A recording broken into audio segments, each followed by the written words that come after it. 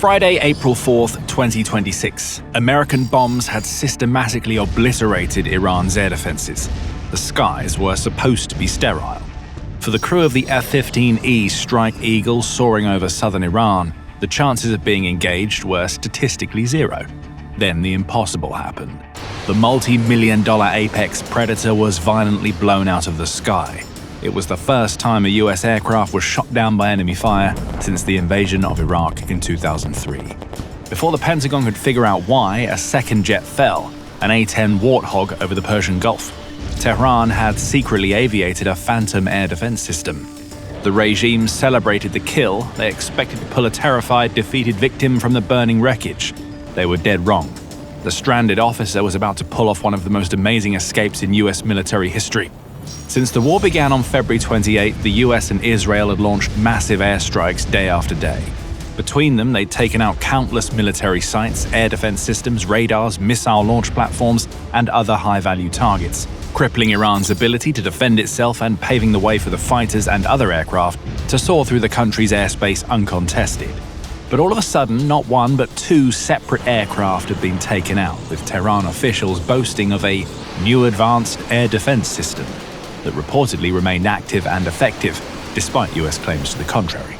As pictures of the F-15's wreckage began to spread across social media, US commanders and intelligence agents burst into action. They had no time to lose. It was absolutely imperative that the people on board those planes were found and rescued as soon as possible.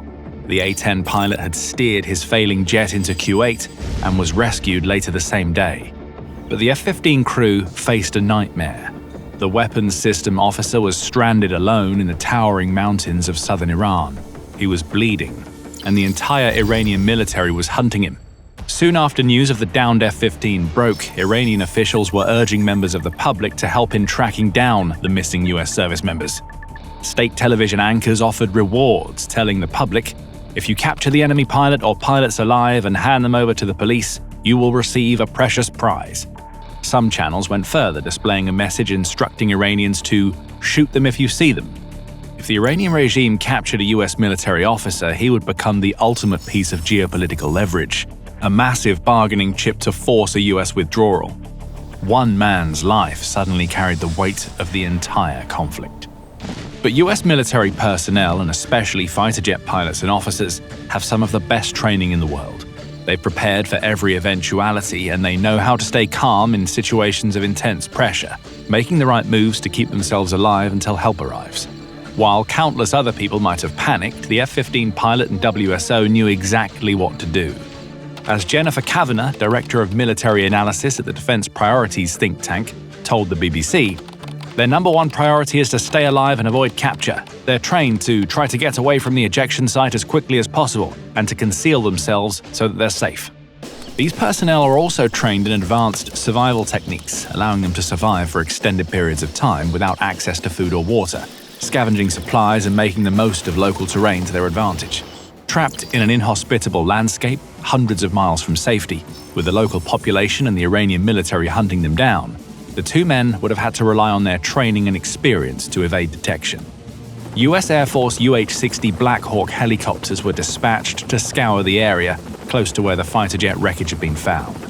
Meanwhile, scenes on Iranian TV showed nomadic locals, some armed with rifles and other small arms, moving in between the mountains, scanning the area for any signs of life. If the Iranian regime could capture even a single member of US military personnel, they could put tremendous pressure on the US government, a problem that no amount of bombs, missiles, or military superiority could solve. It was a situation that American forces were desperate to prevent, and they took a huge step in the right direction when helicopter crews located the missing F-15 pilot 7 hours after the jet had been shot down. But getting him out exacted a brutal toll. As the Black Hawk flared for landing, Iranian ground forces ambushed the zone. Small arms fire ripped through the fuselage. US crew members were hit. The rescue team refused to pull back. They held the line and dragged the pilot aboard, violently pushing their way out of the kill zone. The helicopter managed to escape the area without suffering any further damage, landing safely back at base where injured rescuers received treatment. The pilot was safe, but only half the job had been done. The WSO was still out there, somewhere, hiding out in the cracks, crevices, and rugged cliffs of Iran's towering mountains. Suddenly, after celebrating the safe return of the pilot, US officials went worryingly quiet. Hours passed without any further updates.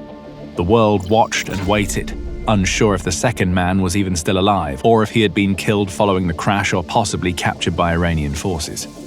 Then more videos began to appear on social media showing helicopters and other US aircraft, including a C-130 transport plane, the kind often used for medevac missions, flying over parts of southwestern Iran.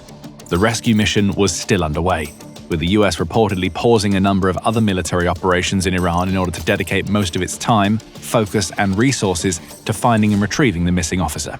Dozens of special operations forces were involved in the effort, but the odds were still stacked against them. And this was far from a standard rescue mission. Combat search and rescue, or CSAR missions, are much more difficult than conventional search and rescue operations. Rescuers cannot simply fly over the landscape, taking their time to scour the surroundings, locate injured or missing personnel, and carefully bring them on board. That would make them immediate target practice for the exact same Ghost missiles that destroyed the F-15. Missions like these are typically carried out by helicopters, which fly low to the ground in order to reduce the risks of being spotted and intercepted by enemy missiles, while also giving the spotters on board the best chance of locating the missing personnel they're looking for. Then, if and when a survivor is found, there's no time to lose. Pararescue jumpers have to be ready to jump out of their aircraft if needed, make contact with the missing person, deliver essential medical assistance, and then get to a safe place for extraction, all while evading possible enemy forces on the ground around them. These missions are complex, risky, and incredibly time-sensitive. There's always a chance of something going wrong, with a former pararescue jumpers squadron commander describing CSAR operations as harrowing and massively dangerous.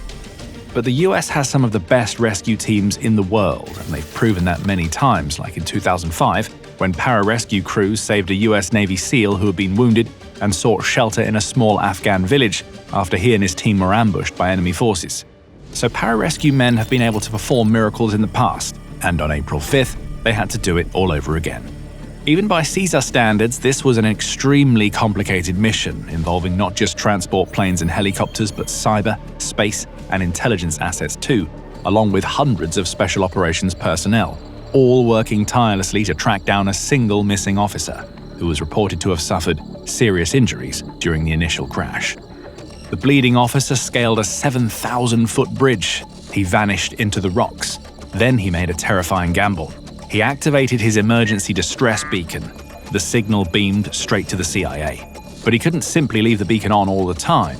That would be a guaranteed death sentence. Air Force fighter pilots are trained not to signal their location constantly when behind enemy lines. The signal that would tell his home country where to find him would also act as an electronic flare, with every Iranian intelligence unit in the sector also able to see his location. So the WSO had to flash it, just long enough for the Americans to get a fix and then turn it back off, just short enough to remain a ghost. And that beacon activation was enough to give the CIA an idea of where the WSO was hiding. The prospect of a rescue became much more realistic at that stage, but time was still running out, and it may have been a matter of minutes until the officer was spotted by some armed Iranians patrolling the area. To buy US forces some time, the CIA came up with a plan. It initiated a misinformation campaign inside Iran, spreading a false story that the airman had been found and was already in the process of being evacuated from the country in a ground convoy. The intelligence agency hoped that this might be enough to shift the Iranians' attention away from the mountainous areas they were searching, making them focus instead on nearby roads and routes of the region. The CIA misdirection bought him time. A senior administration official told the New York Times that confusion began to spread among the Iranian ranks. But buying a little time wouldn't be enough. Iranian kill squads were systematically sweeping the mountain passes, getting dangerously close to the location.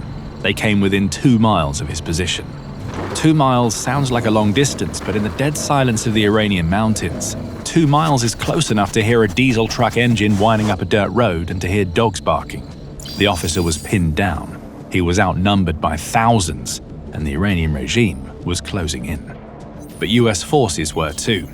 Using its world-leading surveillance technologies, the CIA continued to feed real-time information to forces in the area, which included elements of Navy SEAL Team 6, as well as Delta Force commandos and Army Rangers. A pair of C-130 transport planes were on the ground, ready to escort the injured officer and his rescuers out of the area without delay. while a much larger contingent of helicopters, surveillance planes, fighter jets, and aerial tankers were ready to provide support if needed. After hours of effort, they had pinpointed the officer's exact location and confirmed his identity. It was time to move in. The time for stealth and secrecy was over. Now the plan shifted towards violence. US and Israeli warplanes ripped the sky apart. They dropped a wall of high explosives on the mountain passes. They physically barricaded the advancing Iranian forces with a ring of fire. Operators were lowered down from helicopters onto the officer's location. The commandos pushed through the blinding, dusting chaos. And there, bleeding in the rocks, they found him. The airman was injured but alive. Under heavy suppressive fire, with the commandos firing into the surrounding areas to dissuade any enemies that had survived the airstrikes, the airman was loaded onto a helicopter and transported to a nearby airstrip, where the massive C-130 transport planes idled in the dark. They transferred the airman aboard. The plan was to evacuate immediately. But according to reports, the C-130's nose gear had gotten stuck into the sandy ground of the airstrip, making any attempt at takeoff impossible. The 75,000-pound aircraft had cemented itself in the sand. They were a massive target parked in hostile territory, and they were trapped. The sun would be up soon. Iranian drones could arrive at any second. The crew frantically dug through the night trying to free the stuck wheels, but it was completely useless. As each hour passed, the risk that Iranian forces could be closing in increased. 3 more transport aircraft were dispatched to the area to, at last, evacuate the WSO and other personnel. The 2 stranded C-130s, along with several MH-6 Little Bird helicopters, were then blown up by American warplanes so that they didn't fall into the enemy's hands. Soon after, US President Donald Trump broke the good news, writing online to tell the American public and the wider world that the wounded WSO was safe and sound. Trump went on to note that Iranian forces were getting closer and closer by the hour to the officer, but the US forces successfully extracted him without suffering any losses or injuries whatsoever.